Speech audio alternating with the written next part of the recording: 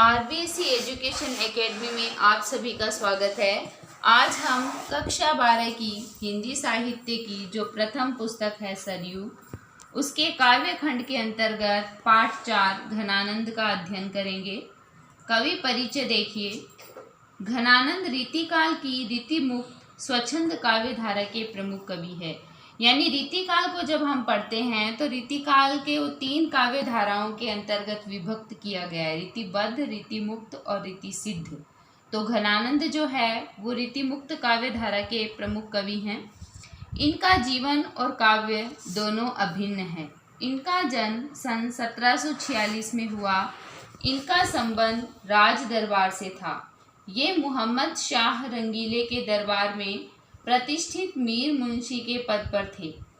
ये कवि तो थे ही साथ गायन विद्या में भी निपुण थे। ये रंगीले के कृपा पात्र थे। दरबार में सुजान नाम की एक वेश्या भी थी जिससे घनानंद प्रेम करते थे। सभी दरबारी घनानंद से ईर्ष्या करते थे। एक दिन बादशाह ने घनानंद से गाने के लिए कहा। घनानंद ने असमर्थता प्रकट की। तब दरबारियों ने कहा कि सुजान बाई को बुलाया जाए, तब घनानंद गाएंगे। घनानंद ने गायन प्रस्तुत किया, किंतु सुजान बाई की ओर उन्मुख होकर। गायन से बादशाह मंत्रमुग्ध हो गए, किंतु अपना अपमान समझकर उन्होंने घनानंद को देश निकाला दे दिया। घनानंद ने सुजान से साथ चलने के लिए कहा, किंतु सुजान ने मना कर दिया। इस घटना से व्यथित होकर घनानंद वृंदावन चले गए और निम्बार्क संप्रदाय में दीक्षित हो गए। कहा जाता है कि अंत में नादिर शाह के आक्रमण के समय ये मथुरा में मारे गए थे, परंतु बाद के शोधों से यह सिद्ध हुआ कि अहमद शाह के द्वितीय आक्रमण के समय ये मथुरा में मारे गए थे। राय कृष्णदास ने अपनी ग्रंथावली में लिखा है कि घनानंद का महाराज नागरीदास से निकटतम संबंध था। किंवदंती है कि घनानंद जयपुर से मथुरा आ गए और वहीं उन्होंने कत्लेआम देखा और कत्लेआम करने वालों से कहा कि मुझे तलवार के घाव बहुत थोड़े बहुत देर तक दो। इनको जो तलवार के घाव लगाए गए त्यों वह ब्रज रज में लौटते रहे, यानी ब्रज की जो रेत थी उसमें ऐसे देह त्याग किया। घनानंद की रचनाओं में सुजान सागर, विरह लीला, कोकसार, रस केलीवल्ली, कृपाकंद, निबंध, घनानंद कवित, सुजान हित प्रबंध, वियोग बेली, इश्क लता, जमुना जस, आनंद घन जू की पदावली, प्रीति पावस एवं सुजान विनोद प्रसिद्ध है। घनानंद प्रेम की पीर के कवि थे। इनके काव्य में वियोग श्रृंगार की ही प्रधानता है। आचार्य रामचंद्र शुक्ल ने लिखा है कि प्रेम मार्ग का ऐसा प्रवीण और धीर पथिक तथा जमादानी का ऐसा दावा रखने वाला ब्रज भाषा का दूसरा कवि नहीं हुआ। भाषा पर घनानंद का पूरा अधिकार था। ब्रज भाषा की लाक्षणिकता और व्यंजकता की शक्ति को घनानंद में देखा जा सकता है। ब्रज भाषा का शुद्ध मानक और व्यंजक रूप जैसा इनकी कविता में मिलता है वैसा अन्यत्र कहीं नहीं है। पाठ परिचय के अंतर्गत देखो। प्रस्तुत पाठ में घनानंद के 5 छंद संकलित है। इन पदों में इनकी पीड़ा की अभिव्यक्ति हुई है। विरह की स्थिति अत्यंत पीड़ा कारक होती है और जब प्रिय के दर्शन किसी कारण से दुर्लभ हो जाते हैं तो स्थिति और भी कारुणिक हो सकती है। प्रेयसी सहानुभूति भी नहीं दिखाती और प्रेमी तड़पता रहता है। प्रेमी प्रेयसी को उपालंब देकर सचेत भी करता है कि जो दूसरों को कष्ट देता है वह स्वयं भी कष्ट पाता है। प्रेयसी प्रेमी को दर्शन नहीं देती, किंतु प्रेमी इस आशा से कि कभी तो उसका दिल पसीजेगा, उसकी निष्ठुरता को भी स्वीकार करता है। प्रेम का मार्ग सरल नहीं है, वह समर्पण चाहता है। मन ले लेना और देना छटांक भर भी नहीं, यह तो नीरा स्वार्थ है। इसके अंतर्गत प्रेम पीर वर्णन है, यानी घनानंद की जो प्रेम पीड़ा है उसका वर्णन इसके अंतर्गत किया है। भोरते सांझ लो कानन और निहारती, बावरी नेकुन हारती। सांझते भोर लो तारनी ताकीबो, तारनी सो इक तारन टारती। जो कहू भावतो दीठी परे, घन आनंद आसुनी ओसर गारती। मोहन सोहन जोहन की, लगिए रहे आँखिन के उर आरती।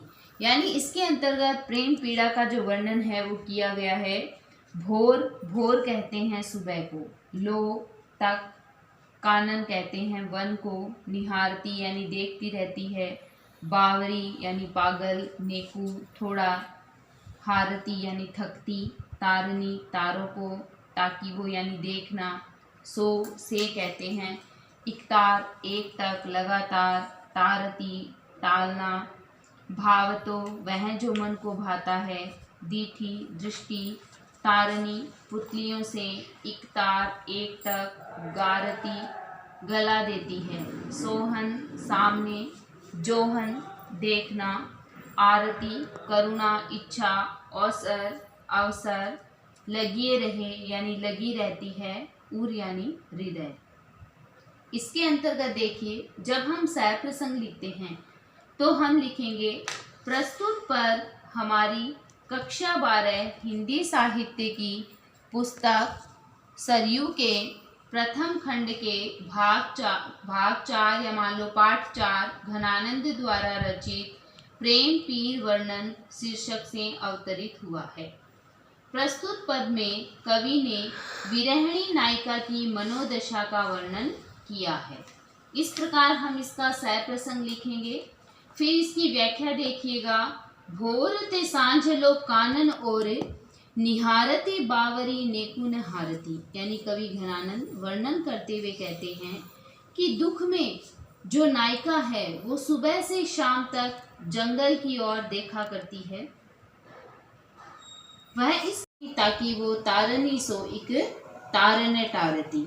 फिर शाम से सुबह तक अर्थात सारी रात आकाश के तारों को आँखों की पुतलियों से एक टक देखा करती है, तारों की ओर से अपनी पुतलियों को बिल्कुल भी नहीं हटाती है। जो कहूँ भावतो दीठी परे, घन आनंद आंसुनी ओसर गारती। आगे वो ये कहते हैं कि यदि कभी उसे अच्छा लगने वाला उसका प्रिय दिखाई दे जाए, तब आंखों में आंसू उमड़ पड़ने से प्रिय के दर्शन के अवसर भी खो देती है। किसके कारण? आंसुओं के कारण वह अपने प्रिय को नहीं देख पाती है, और जो दर्शन लाभ का अवसर है वह भी क्या होता है? निकल जाता है। मोहन सोहन जोहन की, लगिए रहे आँखिन के उर आरती। यानी इस प्रकार मन को मोहित करने वाले श्री कृष्ण को सामने देखने अर्थात साक्षात दर्शन करने की लालसा उसकी आंखों के हृदय में सदैव लगी रहती है। कहने का अभिप्राय ये है कि जब श्री कृष्ण उसे दिखाई देते हैं तो आंखों में आंसू आ जाने के कारण आंखें बंद हो जाती है और कृष्ण उन्हें दिखाई नहीं देते हैं।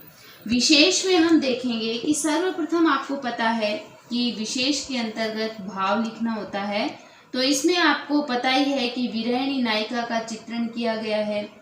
दूसरे नंबर पे भाषा है, तो भाषा इसकी ब्रज भाषा है, और इसके अंतर्गत यमक अलंकार या अनुप्रास अलंकार का प्रयोग किया गया है, और सेवैया छंद की लय और गति इसके अंतर्गत उचित है। फिर देखो दूसरे नंबर पे, गरल गुमान की गरावनी दशा को पान, करी करी धोष देनी प्राण घट घोटी बो, हेत खेत दूरी चूरी चूरी सांस पाव राखी, विष समुदेग बान आगे उर ओटी बो, जान प्यारे जो न मन आने तो आनंद घन, भूली तू न सुमीरी परेखे चख चोटी बो, तीन है ये सिराती छाती तो ही वे लगती ताती, तेरे बाट आयो है अंगारनी पे लोटनो।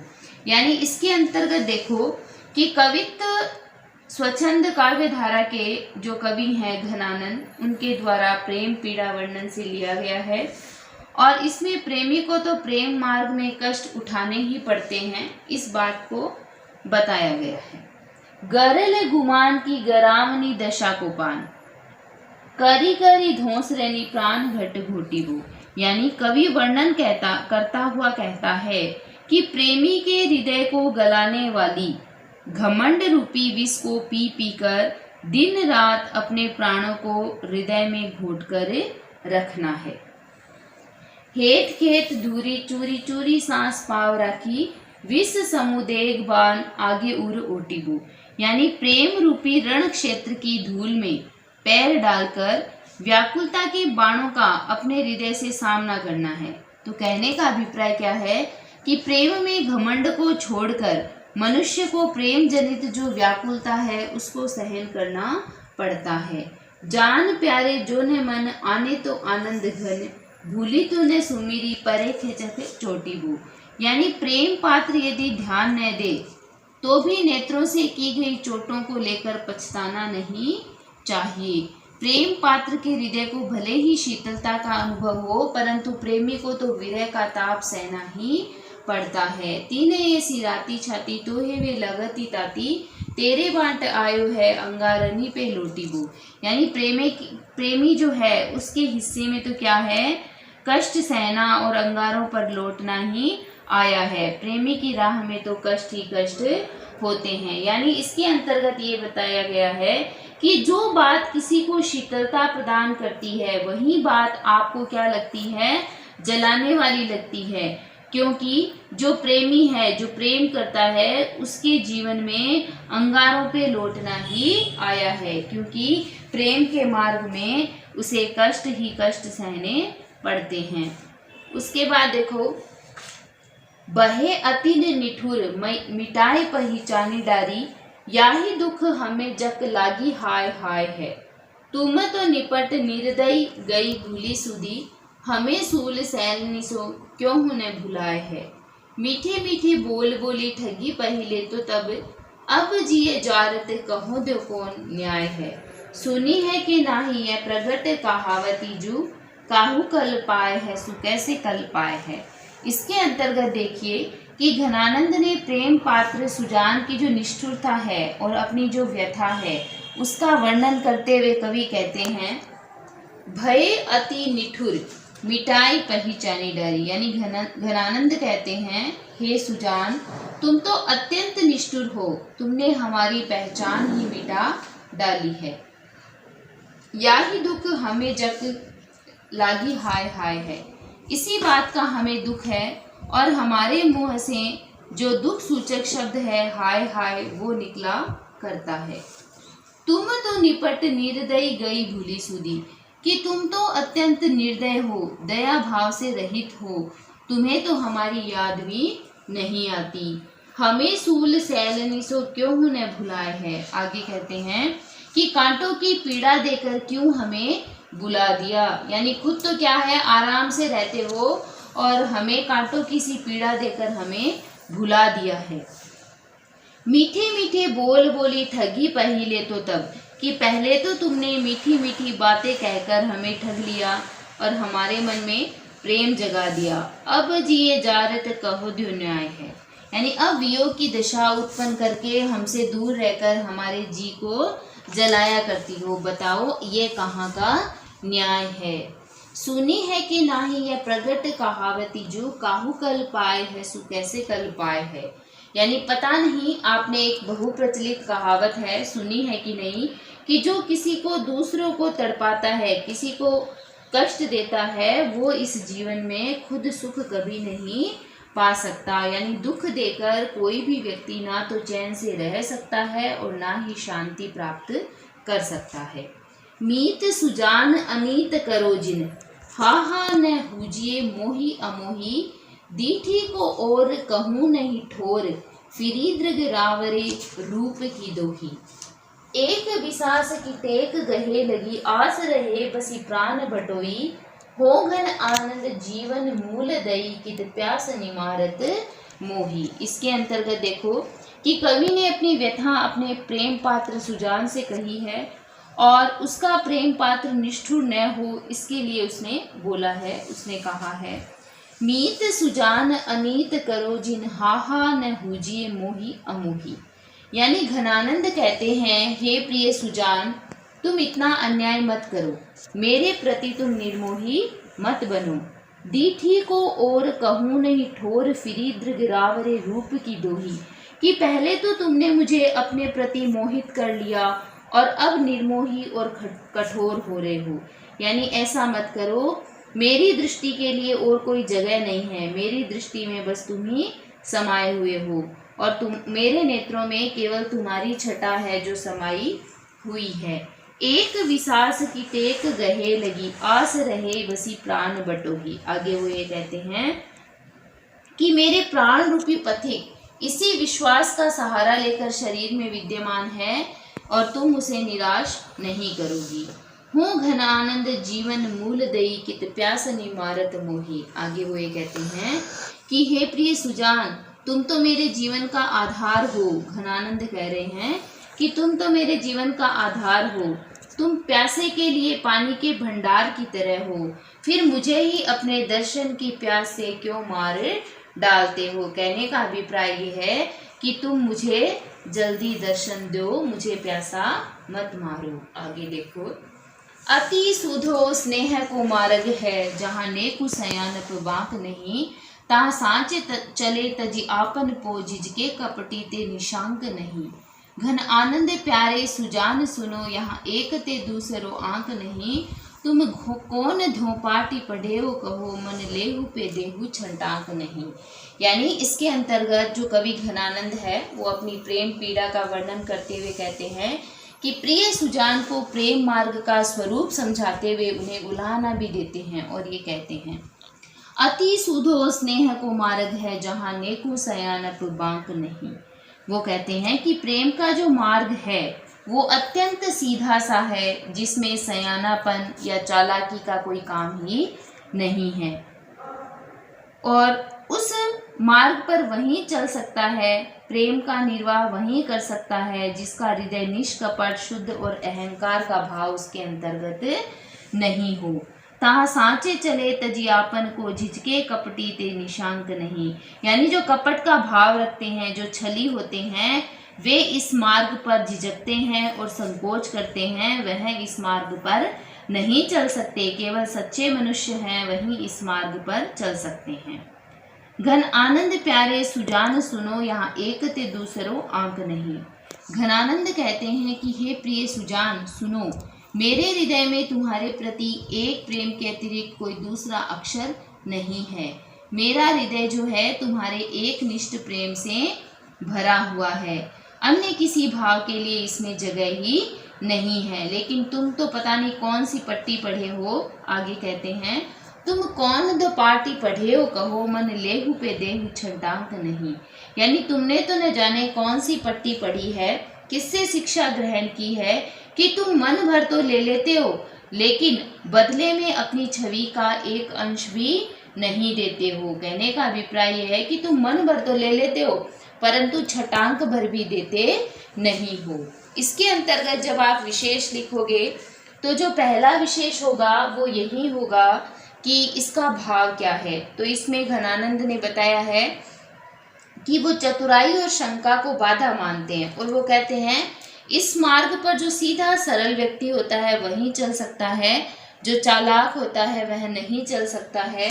दूसरे नंबर पे है जो अलंकार है, उसके बारे में लिखोगे कि अनुप्रास है, श्लेष है इत्यादि अलंकारों का प्रयोग किया गया है।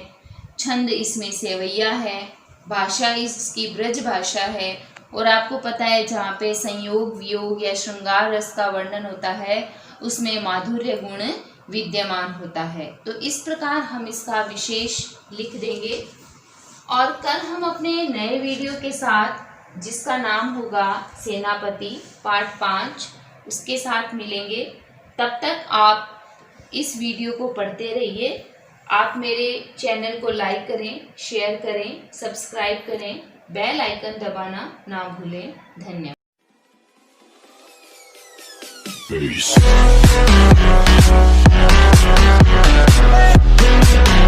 Number 1